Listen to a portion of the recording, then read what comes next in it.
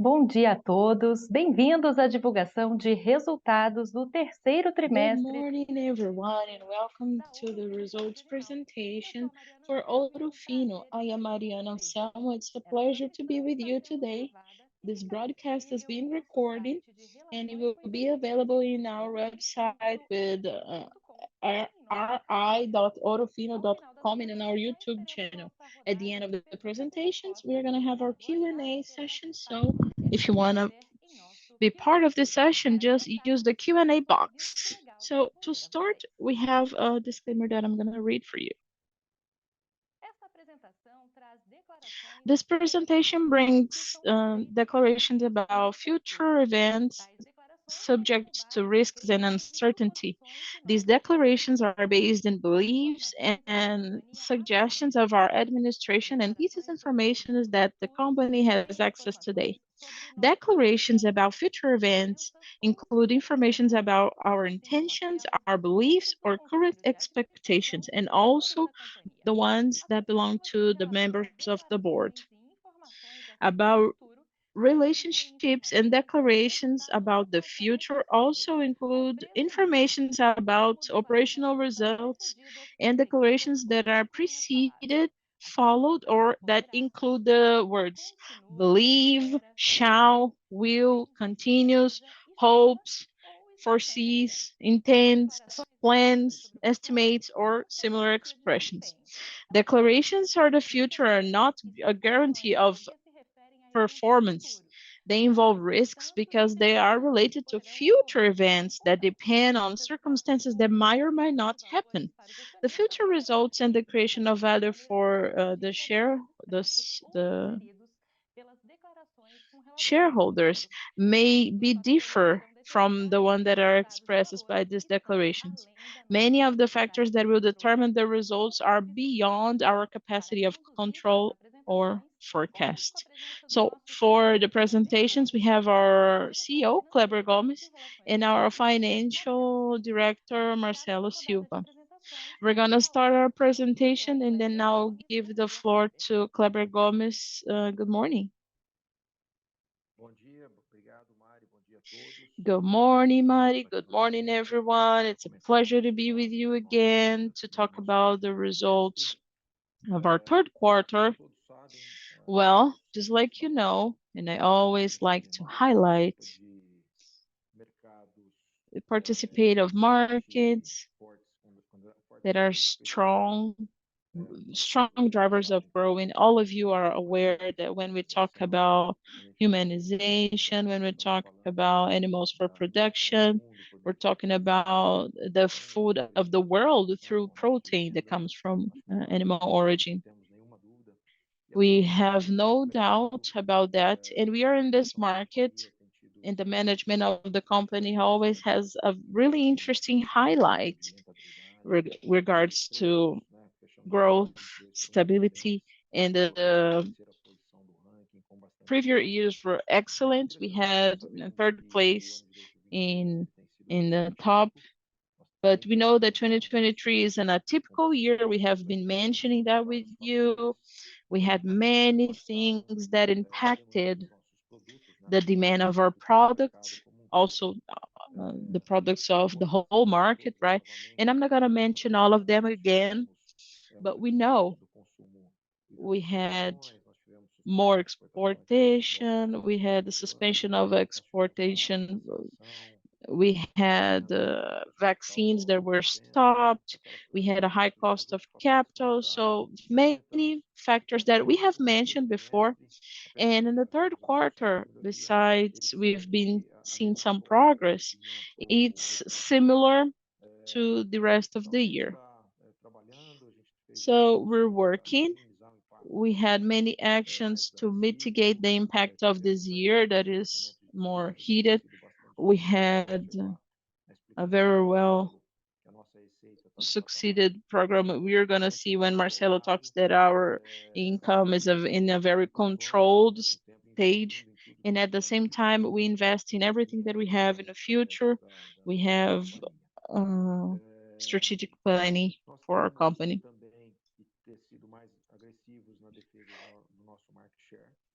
We we're supposed to be more aggressive in our market share.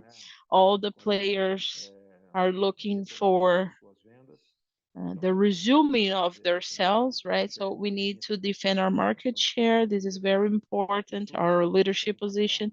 And right now, this has been impacted our income and in our profit. Taking a look a little ahead, we understand that 2024 is going to be a better year when things are going to be normal.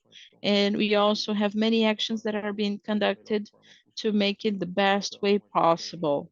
So we have been used this moment. We always do that, but it's always a moment to look inwards once the market is not a market that we can control, right? So we have many actions that are directed to the next year, 2024, so that we can have an aligned year. I can highlight some of these actions. Some of them you already know, we've been mentioning. We've been talking about the internationalization plan. It's really strong. After our new shareholder, we're studying Asia as a new market. So maybe in the future, we're going to direct more this internationalization.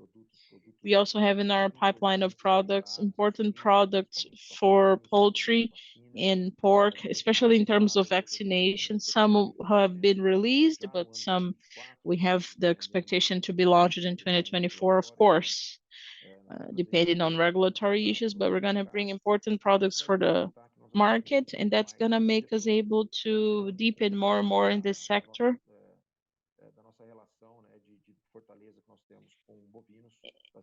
We have a very strong relationship for cow meat, and we're going to also do that for poultry and pork. In 2024, we expect to see all those results. I'd like to highlight that despite of this atypical moment, the company is very healthy in a financial point of view. The generation of cash is very excellent.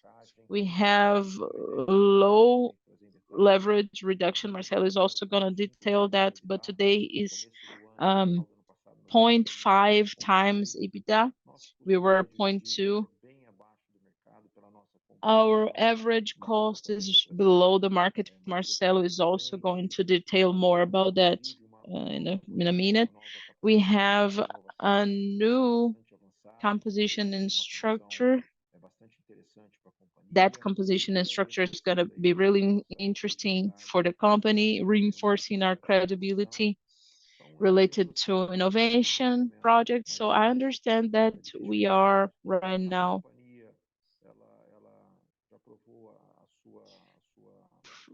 seeing that the company has proven to be resilient and totally able to generate superior results. The company is super healthy, so the moment is to work more, to look more for 2024 projects, and then we'll go ahead. Thank you for being here. Marcelo is going to explain the numbers in details, and then I will resume I'll come back in the Q&A session. Thank you, Kleber. So just like Kleber mentioned, we're going to have our Q&A sessions, okay? Just use the Q&A box. Now, for the next presentation, we're going to have Marcelo Silva. The floor is yours. Bom dia. Good morning, Marcelo.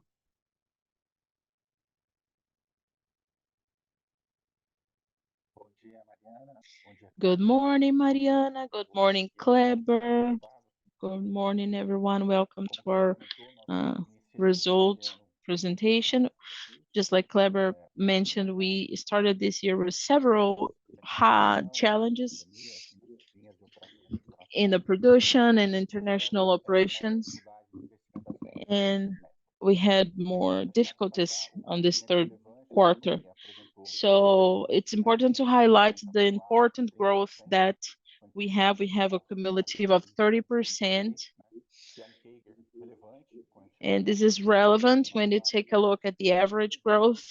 But in 2023, in the 9 months, we are decreasing 7.7 in the net income, in the net revenue. And pretty much we have an impact in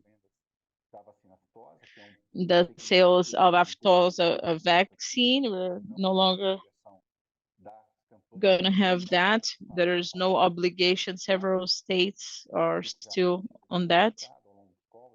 And it has been communicated. We have been seeing the retraction of segments when we have relevant participation, the biggest segments of the market, just like reproduction.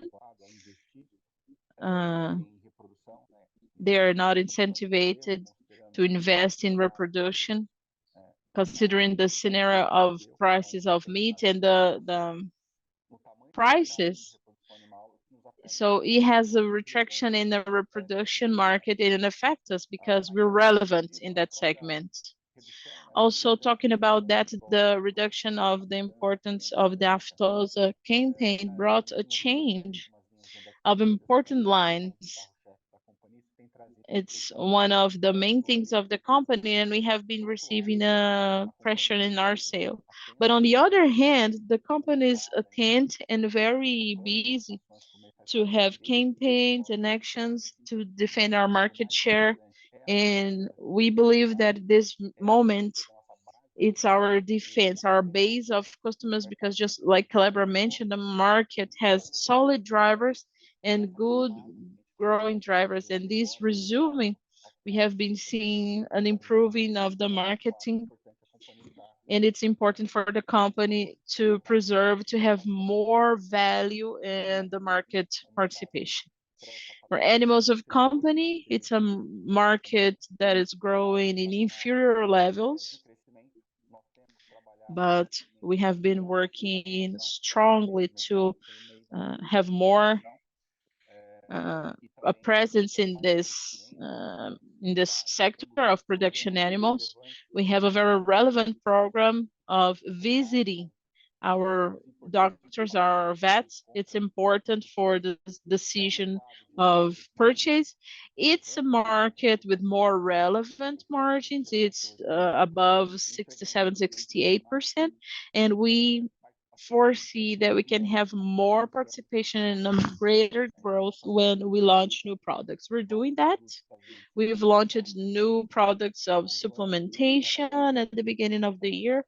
We've been working to launch other products related to problems, dermatological problems, and we have been successful in the launch of these products, and we want to gain the market and grow even in this diverse scenario we see. We might close the results behind the expectations of the company. We have an evolution of 8%. We're trying to have our distribution and keeping a health stock in our channel. We're resuming the base to grow more in 2024. About international operations, it's the segment that the company grew the most in the last years. It's a great route of growth. We have a strong agenda of investments. We have been having investments in Mexico, in Colombia. We are taking the work that is done in Brazil. In 2023, we had some products that were impacted of the non-sale of vaccine in some countries because we sold last year. So probably we're not going to have the vaccines on the next year. But we're working to have more products registered in several companies so that we can increase our market share on this semester. We open new markets in Latin America, and this is going to bring more revenue, and we're going to see the results of that throughout 2024. This is a good market. It's above 54%.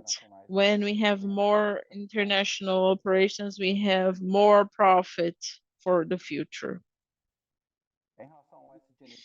About SG&A of the company, we're looking for the highest efficiency in all areas of the company. We're taking a look at our value very carefully and preserving our future, that are the investment in research new products. We had a reduction of SG&A compared to last year, and it's reflected partially the administration actions to look for this level of efficiency of the reduction of sales, but we present an SG&A reduction compared to last year. Well, if you take a look at other net expenses, we have a more relevant, that is the biotechnology platform that we had. We reviewed our expectations for sales of this platform, and even though they had a relevant growth in the last 2 years, they are behind the expectations of the company, and we had to adjust some prices. This technology, that is Regenera, is still in our portfolio, but due to the revision of our expectations, we had to adjust the value of the acquisition on this quarter. We kept our investment in research and innovation, 7.5 of the net revenue. We had from 57 to 49.7 million. We are still having investments. It's just a temporary allocation of the projects. We sometimes are in a phase where the projects are in a pilot phase, when we have a production in. Sometimes we have temporal allocations, but it's no contingency for the projects. Just like Kleber said, we're making progress in our line of R&D with people, with processes, to bring good news in 2024 about the launching of new products. The EBITDA is 20% below last year. It reflects of the margins and the sales that were not compensated because of the reduction of expenses. Our cash flow is really robust. This year we generated 202 million net, and this result is the combination of some things: our dedication, the efficient management of the cash flow of the company, especially in the process of mitigating or reducing the investment in extra stocks that we had during the pandemics. We're working to go back to the normal levels of coverage, of course, being careful to have a rupture in our supply chain. We had no problem related to that. We were successful. But we've been working to be more aggressive and defend our position in the market with a lot of responsibility. So the financials of the company's are health, and we've been controlling expenses. So we have this reflection of 22 million, almost 4 times more than we had last year. This is the biggest generation, operation cash flow, cash generation.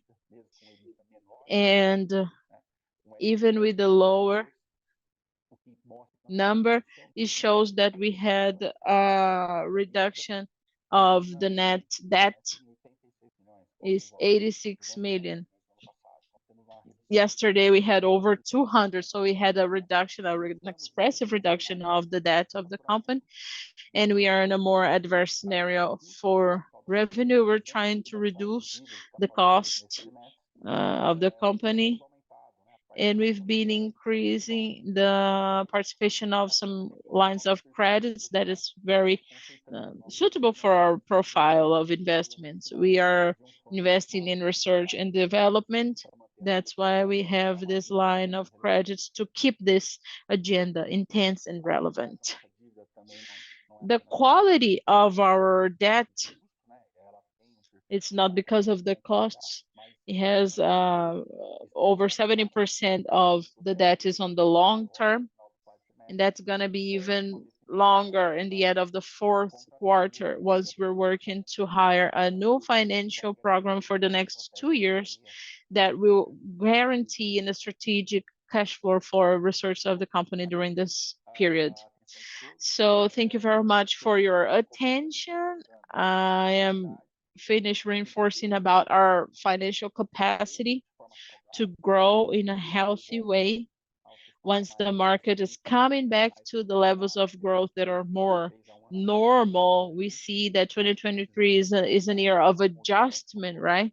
Because of many factors, just like Kleber mentioned, but we're working to grow in a strong way. We are financially structured and prepared for that, Mariana, and I'm also available for the Q&A session. Thank you, Marcelo, for your information. And now I'm going to invite you, if you want to be part of our Q&A session, just use the box, write the name of your institution and your name, and you may ask for a question, okay? I also would like to reinforce that this broadcast is being recorded and it will be available in our website, ri.ourofino.com, and it will also be available in our YouTube channel. Right now, we have no questions, so I would like to finalize this transmission, reminding all of you that our team of relationship with investors is always available to talk to you. Should you need more information, please contact us through the website ri.ourofino.com or our channels. Have an excellent day. See you next time.